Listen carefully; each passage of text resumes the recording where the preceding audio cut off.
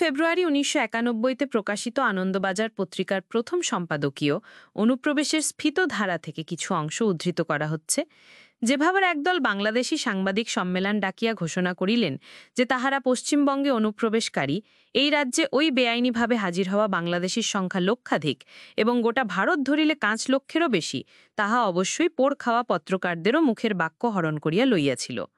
নিজেদের বেআইনি কাজের কথা সর্বসমক্ষে ঘোষণার মধ্যে এক ধরনের সরলতা, অকপট আচরণের ইঙ্গিত অবশ্যই মিলবে, কিন্তু তাহা হইতে সাধারণ মানুষের পক্ষেও সান্ত্বনা খুঁজিয়া পাওয়া কঠিন হইবে। আর সীমান্তের নিরাপত্তা রক্ষার দায়িত্ব যাহাদের, তাহারা নিজেদের অপদার্থতার কোনো সাফাই গাহিতে বসিবেন? এতগুলো চেক পয়েন্ট এবং সেগুলোর পাহারাদার, ডজন ডজন শুল্ক ও অভিবাসন অফিসারদের তবে তনখা দিয়া পুষিবার কেন প্রয়োজন? জানিবার ইচ্ছা হয় যে ওই বিশাল অনুপ্রবেশের ব্যাপারটা রাজ্য সরকারের জানা ছিল কিনা। না থাকিলে তাহা অবশ্যই গৌরবের বিষয় নহে, আর জানা থাকিলে সরকারকে বলিতে হইবে প্রতিরোধাত্মক কি ব্যবস্থা লওয়া হইয়াছে। সাংবাদিক সম্মেলনে মহাজির সংঘের নেতারা উপস্থিত হইয়াছিলেন বিরাট এক মিছিল সঙ্গে লইয়া, বোধগরি বক্তব্যের গুরুত্ব যাহাতে বৃদ্ধি পায় সেই উদ্দেশ্যে। বিলক্ষণ বোঝা যায় প্রেস ক্লাবে মহাজির সংঘের তরফ থেকে দেবেনবাবুদের বক্তব্যকে আনন্দবাজার ও দোসর অন্য পত্রিকাগুলো ধ্রুব সত্য বলে মেনে নিয়েছে।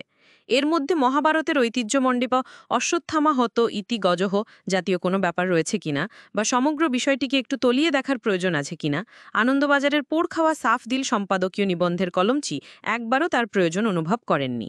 বিশ্বাসের জন্য উন্মুখ প্রকৃত বিশ্বাসীর লক্ষণই হচ্ছে শুনলাম ও বিশ্বাস করলাম জাতীয় সদা প্রস্তুত হৃদয় তনুমন। আনন্দবাজার ও সহযোগী দৈনিকগুলো তাই বোধহয় মুসলমান অনুপ্রবেশকে প্রমাণসিদ্ধ বলে মেনে নিতে বিন্দুমাত্র দ্বিরুক্তি করেনি।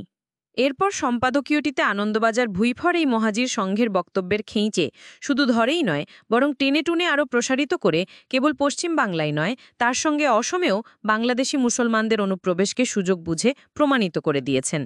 যদিও কট্টর অসমিয়ারা জাতীয়তাবাদী আশু অগপ আলফা এবং ক্ষমতায় থাকাকালীন তাদের পরিচালিত পুলিশ প্রশাসন জোর তৎপরতা চালিয়ে ৫০০ মুসলমানকেও অনুপ্রবেশকারী বলে ট্রাইব্যুনালে দাঁড় করাতে পারেনি।